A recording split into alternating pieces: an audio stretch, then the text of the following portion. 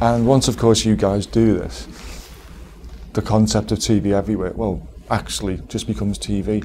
When do you think the wow factor from TV everywhere, that would just be business as usual? Again, final question, when does the phrase become accepted to the point of being meaningless?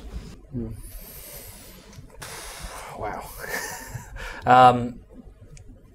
Again, I'll go back to the fact that it's an education, and I think you really got to market this stuff properly.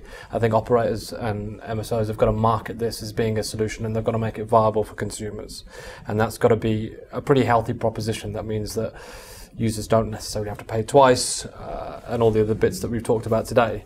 I think as long as it's marketed right, I think TV everywhere will be pretty soon. And pretty soon, years? I think a couple of years, and I think it'll be fueled by things like 4G. I think infrastructure, which we haven't talked about particularly a lot, has always been a barrier. Operators have always been scared, if you look at mobile, about data and about consumption of data and how that affects their pipes, etc. And who owns the customer? Right, absolutely. I think things like 4G, and Ofcom recently said something about Scotland trialling or looking at licensing for that, will open the doors. And we've seen evidence of that when we did a deal with Verizon, where we're going to launch Sling as an OEM subscription-based service on their 4G network.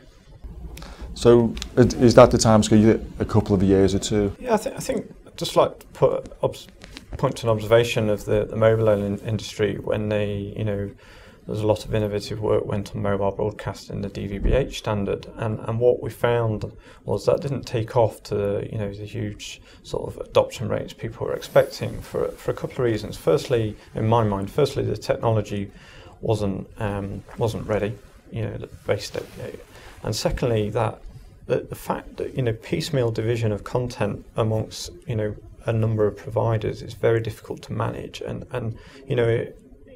a few big operators in creating healthy competition and innovation, they can channel that content to many devices, and therefore the value chain isn't spread so thinly, and so therefore they can make a compelling service on a number of devices.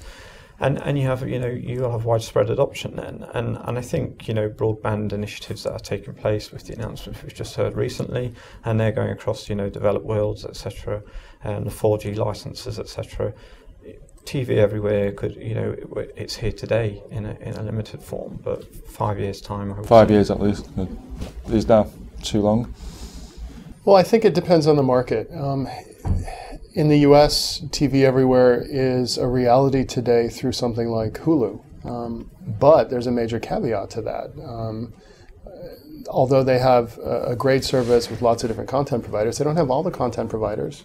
So that's TV everywhere except for my favorite channel, potentially. So I think pay TV operators are really ideally positioned, if allowed, to turn all of their channels into a TV everywhere experience, to really provide the true TV everywhere, instead of a consumer having to download the 10 applications that I was talking about or going to 7 different websites in order to see what they want to see. They need a single portal, and that single portal should come most likely from a trusted party who already is their primary content provider, and that's their pay TV operator. So I guess, guys, to wrap up, we're really TV everywhere 1.0, and we could all be back here next 1.5. 1.5. Beta. Well, maybe this time next year we'll be here talking about TV everywhere 2.0. But whatever, I hope you've enjoyed our roundtable and found it informative and entertaining in equal measure. And we look forward to seeing you next time. Thank you.